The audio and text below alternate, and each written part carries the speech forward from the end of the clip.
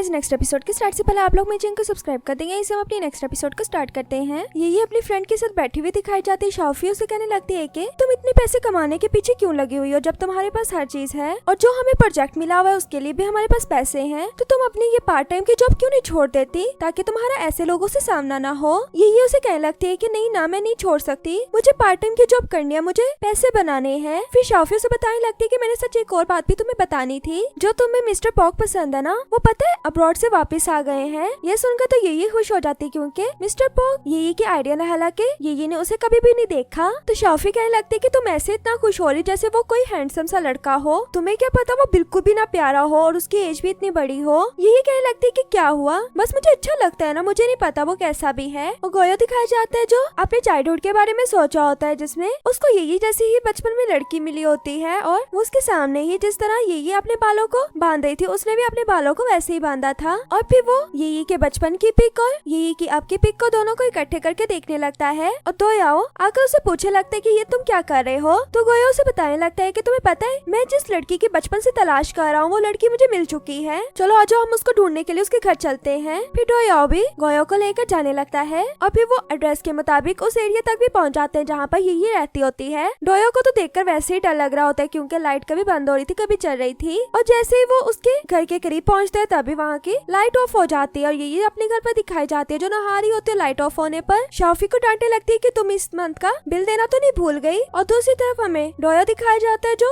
गोयो के साथ ही चिपको की तरह चिपका होता है डर लगने की वजह से। और गोयो कह रहा होता है कि मैंने तो जाना है, तुमने मेरे साथ जाना है या नहीं जाना। पर डोयो कहने लगता है कि नहीं मैं नहीं जाऊंगा, तुम चले जाओ, मैं यहाँ पर तुम्हारा वेट कर लूंगा। उसकी इस बात को सुनने के बाद गोयो ये के घर की तरफ जाने लगता है और ये भी वॉशरूम से शावर लेने के बाद शाफी के साथ इलेक्ट्रिसिटी को देखने के लिए जाने लगती है। वैसे डोर ओपन करने पर आगे गोयो होता है। गोयो को देखकर ये तो डर ही जाती है पीछे से। शाफी गलती से अटकने की वजह से ये को धक्का दे देती है जिसकी वजह से ये बिल्कुल गोयो के सामने गिर जाती है। इतने में लाइट पे आ जाती है, दूसरी तरफ से डोयो भी आ जाता है और फिर हमें सब बैठे हुए दिखाए जाते हैं। शाफी पूछने लगती है कि तुम तो पहले ये बताओ तुम हमारा पीछा क्यों कर रहे हो, तब से लेकर अब तक तो तुम लोग हमारे पीछे ही लगे हुए हो। डोयो भी कहने लगता है कि पहले तो तुमने मेरी बाइक खराब की थी और हम पे अब कह रहे हो कि हम पीछे लगे हुए हैं। ये कहने लगती है कि चलो पहले तो तुम मेरे पीछे आए थे अपना कंसोल लेने के लिए, पर अब बताओ आप क्यों मेरे पीछे आए हो। गोयो उसे अपनी कंपनी का कार्ड दिखाने लगता है। उस कंपनी का नेम पढ़कर ये कहने लगती है कि क्या तुम लोग मिस्टर पॉक की तरफ से आए हो और डोयाओ क्या तुम उनके पार्टनर हो। डोया कहता है कि हाँ। और फिर वो कहने लगती है कि गोयो तो तुम फिर क्या हो, क्या तुम उसके इंजीनियर हो। डोया कुछ बोलने लगता है पर गोयो उसको पहले ही चुप करवा लेता है। कहने लगता है कि हाँ मैं उनका इंजीनियर हूँ, हालांकि गोयो खुद ही वो मिस्टर पॉक होते हैं। ये सुनने के बाद तो ये एक्साइटेड होकर उनके सामने हाथ करती है, पर जब कोई भी उससे हाथ ही मिलाता तो चुप करके बैठ जाती है और अपनी फ्रेंड शाफी से कहने लगती है कि तुम इनके पैसे तो क्यों नहीं वापस कर देती, क्या चाहते हैं अगर तुम इनके पैसे वापस कर दो। तो शाफी कहने लगती है कि मैं क्यों पैसे वापस करूं जब मेरी कोई गलती ही नहीं है। फिर गोयो उनकी बातें सुनने के बाद ये को एक बच्ची की पिक दिखाने लगता है। कहने लगता है कि क्या तुम इसको जानती हो, क्या ये तुम हो, क्या तुम्हें याद हो कि मैं वही वाला फैटी हूँ। ये जब उस पिक को देखती है तो कहने लगती है कि मुझे अपना चाइल्डहुड जरा भी नहीं याद और ना मैं उसको याद करना चाहती हूँ। अगर आप ये पूछने के लिए आए हैं ना, आप अभी यहाँ से चले जाए, मुझे आपसे कोई भी बात नहीं करनी। अगर आपको कोई और बात करनी है तो हम इस बारे में कल बात कर लेंगे, क्योंकि इस तरह दो लड़कों का दो लड़कियों के घर पर रहना अच्छी बात नहीं है। गोयो उसकी ये बात सुनने के बाद वहाँ से चला जाता है। उसके जाने के बाद ये एक बॉक्स को लेकर बैठ जाती है, उसमें से वही वाली वैसी बच्चे की एक पिक निकाल कर देखने लगती है और दूसरी तरफ गोयो भी उसी पिक को देख रहा होता है। उसको अपना चाइल्डहुड उस बच्ची के साथ याद आ रहा होता है कि वो मुझे एक जगह पर लेकर आई थी जहाँ पर ग्रीन प्लम के ट्रीज थे और उन दोनों में प्रॉमिस होता है कि वो कभी भी एक दूसरे को नहीं भूलेंगे। गोयो कहने लगते है कि देखना मैं तुम्हें याद करवाऊंगा कि मैं कौन हूँ। और गोफी तो गोयो को देखते देखते वहीं पर सो जाता है और ये अपने फ्रेंड्स के साथ दिखाई जाती है जो प्रोजेक्ट के बारे में बात कर रही होती है। जब तीनों प्रोजेक्ट के बारे में बात कर रहे होते हैं तो शाफी ने चुप करवाने लगते, कहने लगते है कि बस कर दो, चलो हम गेम खेलने के लिए चलते हैं। ये को बाइक कहकर उसे अपने साथ लेकर चली जाती है। ये जैसे जाने लगती है तो उसको पीछे से गोयो की आवाज आती। गोयो को पीछे मुड़कर देखने लगते। गोयो हाथ में ये के लिए बुके लेकर आया होता है और ये जो देखकर शौक होती है कि ये मेरे फ्लावर क्यों लेकर आया है। और गोयो ये के पास आकर उसे कहते है कि ये मैं तुम्हारे लिए लेकर आया हूँ, पर ये उसे मना कर देती है लेने से और कहती है कि नहीं मैं आपसे ये नहीं ले सकती। और कहने लगता है कि हम कहीं अकेले जाकर बात कर सकते हैं, पर यही कहने लगती है कि तुमने अगर बात करनी है तो यहीं पर बात करो। तो गोयो कहने लगता है कि तुम्हें पता है ना तुम जिस फील्ड से हो तो हम रोबोट्स को क्यों बनाते हैं। तो यही कहने लगती है कि हाँ पता है, अगर किसी की मेंटल हेल्थ ठीक ना हो तो वो रोबोट्स बनाकर उससे अपनी मेंटल इलनेस को ठीक कर सकता है। तो गोयो कहने लगता है कि हाँ ऐसी बात है और मैंने एक चीज का डाटा इकट्ठा किया था पर मुझसे वो खो गया है और मैं चाहता हूँ कि तुम मेरे साथ मेरे प्रोजेक्ट पर हेल्प करो। तो ये मना करने लगते हैं, कहने लगते कि नहीं, मेरे पास अपना एक प्रोजेक्ट है, इसलिए मेरे पास जरा भी टाइम नहीं होता किसी और के प्रोजेक्ट को देखने के लिए। गोया कहने लगते हैं कि एक बार मेरे साथ काम तो कर लो, पर ये उसे मना करने लगती है। गोया कहता है कि मैं फ्री में काम नहीं लूंगा, बल्कि मैं तुम्हें इसका रिवॉर्ड भी दूंगा, पर ये मना करने लगती है। और गोया कहते हैं कि अच्छा ऐसी बात है, चलो फिर मुझे रिपेयर के पैसे दे दो। और रिपेयर के काफी ज्यादा पैसे होते हैं। ये तो देखकर वैसे डर जाते हो, कहने लगती है इतने पैसे। तो गोया कहते हैं कि